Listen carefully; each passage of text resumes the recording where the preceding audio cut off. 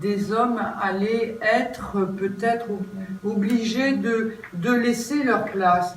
Mais bon sang, c'est le journaliste qui écrivait ça. Jamais on entend que les femmes laissent toujours leur place. Oui. Monique, sur la question de l'élection parlementaire, et Valérie connaît bien ça. Moi, j'ai été parcourir le Loiret, comme je fais tout le temps, pour vendre, je n'ai pas réussi à la vendre, mais la loi qui a mis en place les binômes. Réfléchissons le mode d'élection des députés. Je ne sais pas ce qu'en penserait Valérie. Non, mais le mode d'élection des députés, puisqu'on tient tellement au scrutin d'arrondissement. Hein, si on fait la proportionnelle, on fait Chabada, bon voilà, un homme, une femme. Mais si on garde le scrutin d'arrondissement, qu'est-ce qui empêcherait de dire qu'il y a 2 fois moins de circonscriptions? Donc il y en aurait 2 fois moins.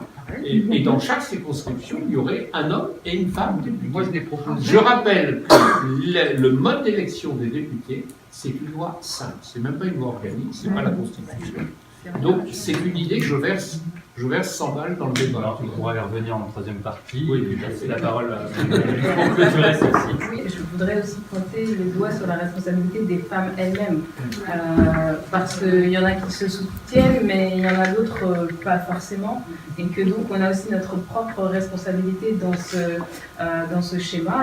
Cette maturité pour dépasser un peu des attaques ou des clivages politiques quand ça concerne des sujets comme le sexisme ou bien des choses qui ont attrait à la personnalité de la femme elle-même. Et je pense que ça c'est important et qu'on ne parle pas assez de sororité, ça a été évoqué un peu cette année, etc.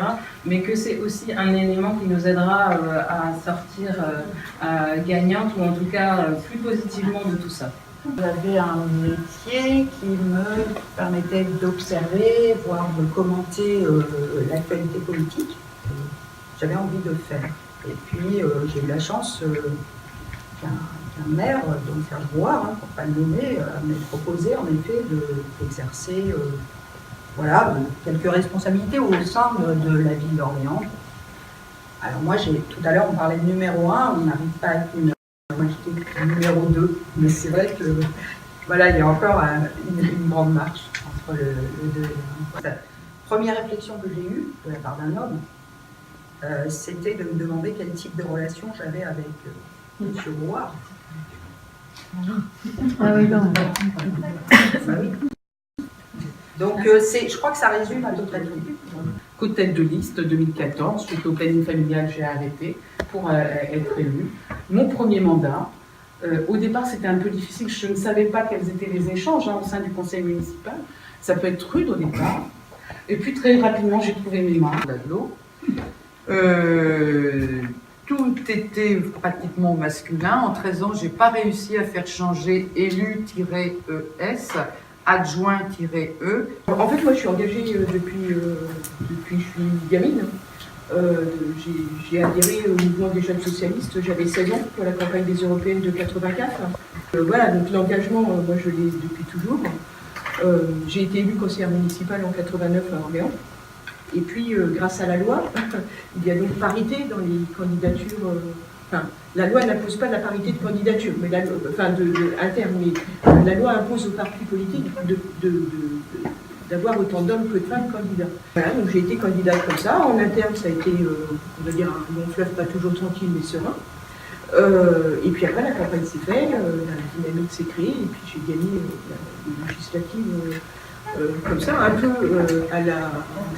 à la surprise générale, avec bien entendu pendant la campagne toutes les questions habituelles sur ça.